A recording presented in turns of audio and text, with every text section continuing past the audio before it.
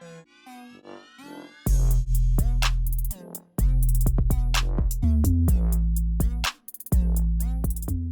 this video, we're going to be finding the spring constant of two different springs using two different lab settings. One where we're hanging several different masses from a force sensor, and then one where we're hanging different masses and then letting them oscillate back and forth above a motion sensor or a motion detector. Now let's go ahead and take a look at this first one. The first one, you are going to hang a certain mass there, and then that, of course, is going to have a force of gravity pulling it down.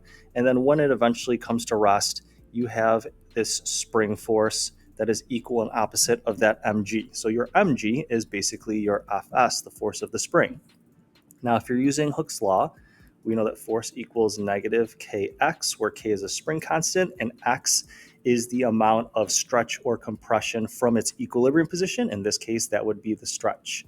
And then that negative is to show that it's a restorative force pulling in the opposite direction. So the negative really isn't that important in this one, but if we go ahead and divide both sides by x, that would give us our k value.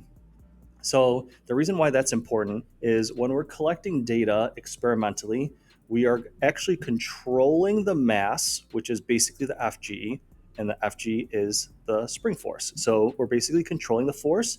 And if we're controlling that, and that's our independent variable, it would typically go on the x-axis. This time, we're going to actually want to put it on the y-axis. And although you are measuring the stretch, your x variable, your x value, which is this stretch, is your dependent variable, because that's the one that we are measuring the results of. That would typically go on the y-axis. We're actually going to place that on the x-axis.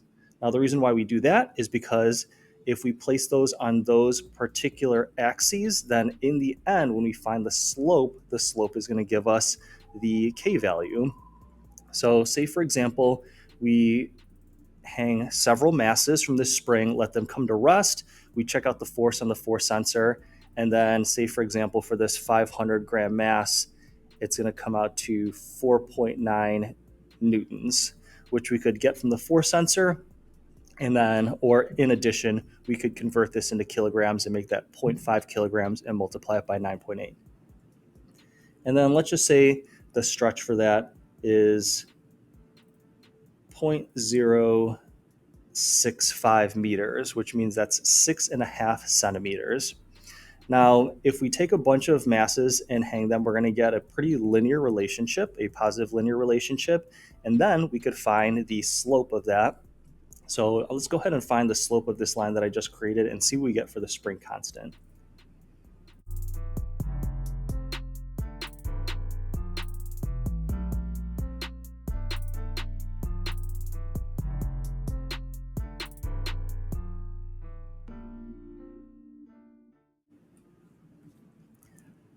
All right, so I only used my one data point here, but ideally you would have several data points.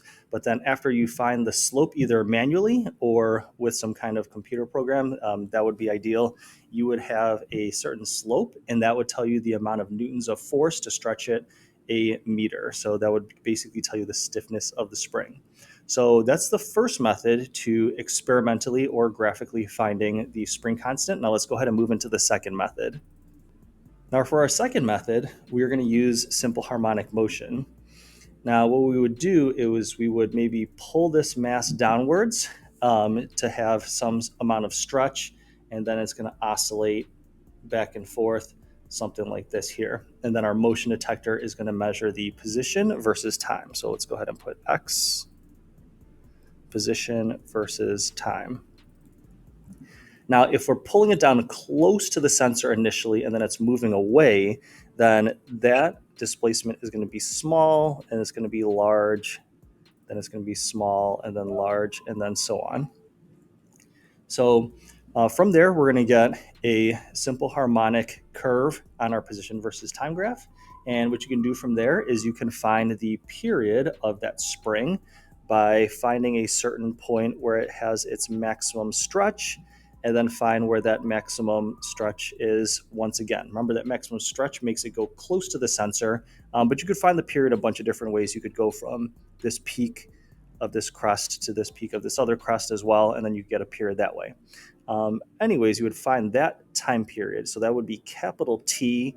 And let's say, for example, that comes out to 0.32 seconds.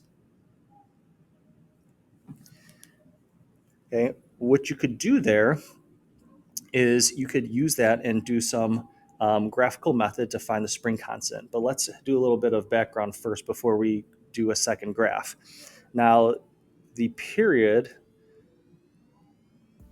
of an oscillating spring is 2 pi the square root of the hanging mass over k, the spring constant.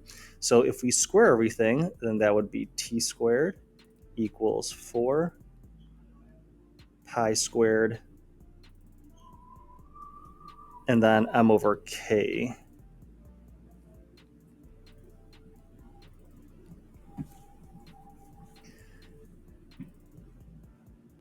So in this case, what we could do is we could divide both sides by m, and then we would have t squared over m equals, and then 4 pi squared over the k value.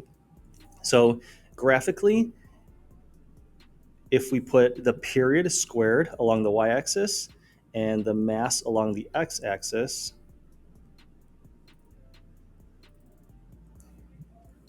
then we can go ahead and find the spring constant using that method. So again, we would have something that looks fairly linear, and that would equal some kind of constant number, which would be equivalent to this right over here. Now for this scenario, obviously 4 pi squared is a constant, and then the spring constant is a constant in this situation as well. So if you found a specific slope for this one, so you would plot a bunch of these periods, and for this specific one that I got, it was 0.32, and then square that. And then we have this mass over here, 200 grams divided by 1,000 is 0.2 kilograms, and that would equal 4 pi squared over k. So this whole chunk would be equivalent to that slope. And then after you find that slope, basically what you would do is you would do a little bit of cross multiplying. You would take this number and swap it with this number, and then you would get k equals 4 pi squared over 0.512. And then that would leave you with the final k value of 77.11 newtons over meters.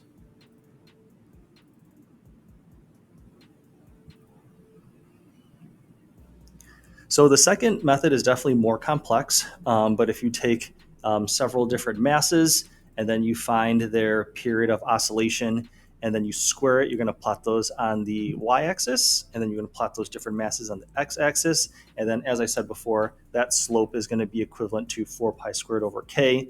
So whatever you get for that slope, you would actually put it under that 4 pi squared, and that would equal your k value, and you'd be able to find the stiffness of the spring using that method as well. So I hope that was helpful to you. Thank you for watching and listening.